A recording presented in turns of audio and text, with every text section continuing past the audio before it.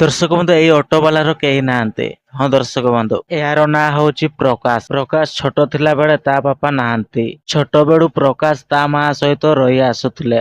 ହଁ ଦର୍ଶକ ବନ୍ଧୁ, ପ୍ରକାଶ ବଡ ହେଲା ପରେ କାମ କରିବାକୁ ସୁରାଟକୁ ଗଲେ।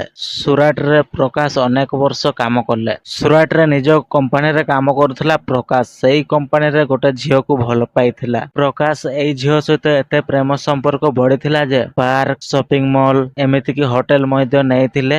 ପ୍ରକାଶ ସେଇ କମ୍ପାନୀରେ 3ରୁ 5 ବର୍ଷ କାମ କଲା। ଆଉ ଏପଟେ ପ୍ରକାଶର ମା ଘରେ ଏକୁଟିଆ ରହୁଥିଲା। ମଝିରେ ମଝିରେ ପ୍ରକାଶ ଟଙ୍କା ନିଜ ଘରକୁ ପଠେଇ ଦିଏ ମା ପାଖକୁ।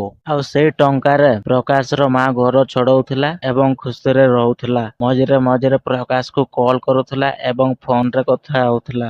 ଦିନେ ହଠାତ୍ ପ୍ରକାଶର ଗାର୍ଲଫ୍ରେଣ୍ଡ କହିଲା, ମତେ ଘରକୁ ଡାକୁଛନ୍ତି, ମୁଁ କମ୍ପାନୀରୁ ଛୁଟି ନେବି ଆଉ ଘରକୁ ଯିବି। ସେମିତି କହିଲା ଗାର୍ଲଫ୍ରେଣ୍ଡ ପ୍ରକାଶକୁ। ଠିକ୍ ସେତିକି ବେଳେ ପ୍ରକାଶ କହିଲା, ହଉ ତାହେଲେ ତମ ଘରେ ଯଦି କହୁଛନ୍ତି ତାହେଲେ ଛୁଟି ନେଇକି ଘରକୁ ଯା। ସେମିତି କହିଲା ପ୍ରକାଶ ତା ଗାର୍ଲଫ୍ରେଣ୍ଡକୁ। ଠିକ୍ ସେତିକି ବେଳେ ଗାର୍ଲଫ୍ରେଣ୍ଡ କହିଲା, ଆରେ ତତେ ଇଚ୍ଛା ହଉନି କରିବାକୁ? ମତେ ତ ବହୁତ ଇଚ୍ଛା ହଉଛି। ଆସନ୍ତା ସଣ୍ଡେରେ ଅୟକୁ ଯିବା।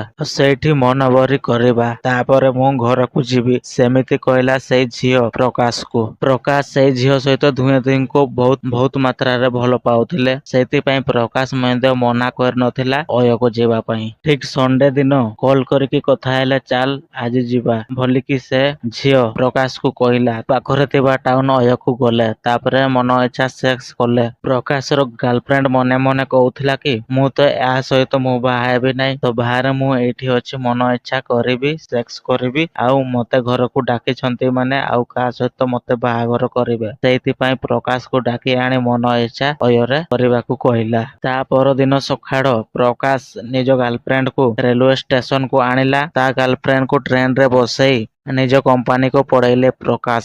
ଆଉ ଟ୍ରେନରେ ବସିଲା ପରେ ସେଇ ଝିଅ ପ୍ରକାଶର ନମ୍ବରକୁ ପୁରା ବ୍ଲକ୍ କରିଦେଇଥିଲା। ଏହି ଝିଅ ଯେତେବେଳେ କମ୍ପାନୀରେ ଥିଲା ସେତିକି ବେଳେ ପ୍ରକାଶକୁ କହିଥିଲା ଆମେ 2 ଜଣ ବାହା ହେବା ବୋଲିକି କଥା ଦେଇଥିଲା। କିନ୍ତୁ ଅଲଗା ସେ ଭାବିଥିଲା ମନେ ମନେ।